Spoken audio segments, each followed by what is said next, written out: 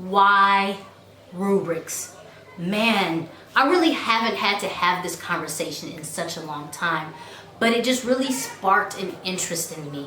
Why rubrics?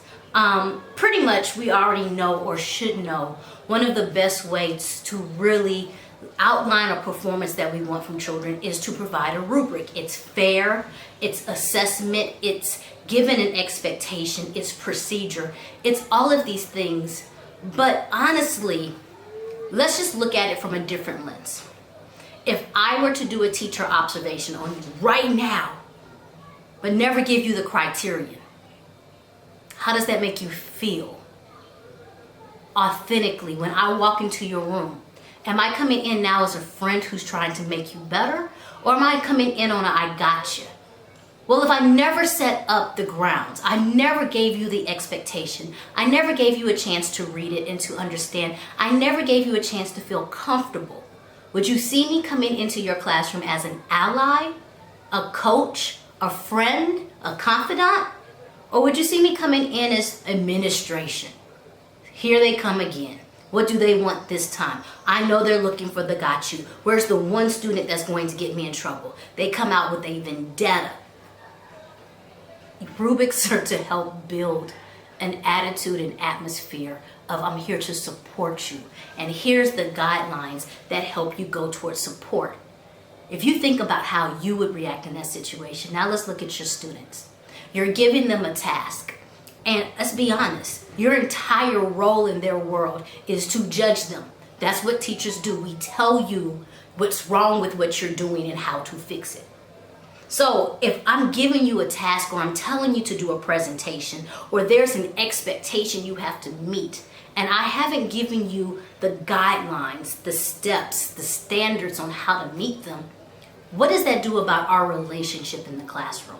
What does that do about your trust for me as your teacher? You already know the answer. It does not build it. In fact, it creates a wall. It creates an irony. It creates the red pen moment, that dread that I have to do this.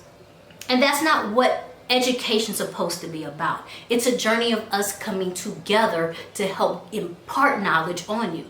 That's what a rubric is. It's a journey. It is a form that tells you the expectations and what the rating is for that expectation. It's transparency and it's fair and it gives the student ownership in what they're doing.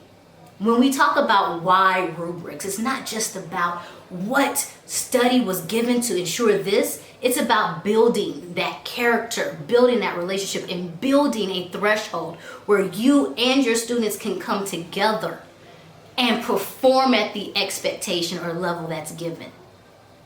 It's an ease. It's an olive branch. It's a moment. It's gracious.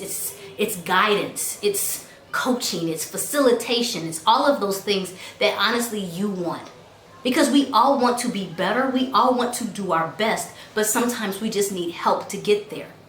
That's why we look at why rubrics. That's why we do it. It's not a chance to get up there and just tell people what they're doing. It's a chance for you to turn around and groom yourself and show the world what you're capable of.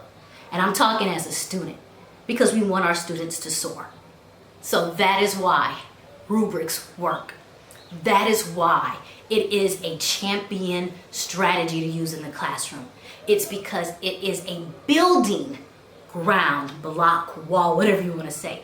But it builds character, it builds strength, it builds possibility, but it just builds. And when you build something, you empower it. And we want to empower our students. It's been another PD Breaks. I'm Miss Jessie. I am so appreciative that you came in for just a little while. And please, please, please take the time out to really utilize your rubrics.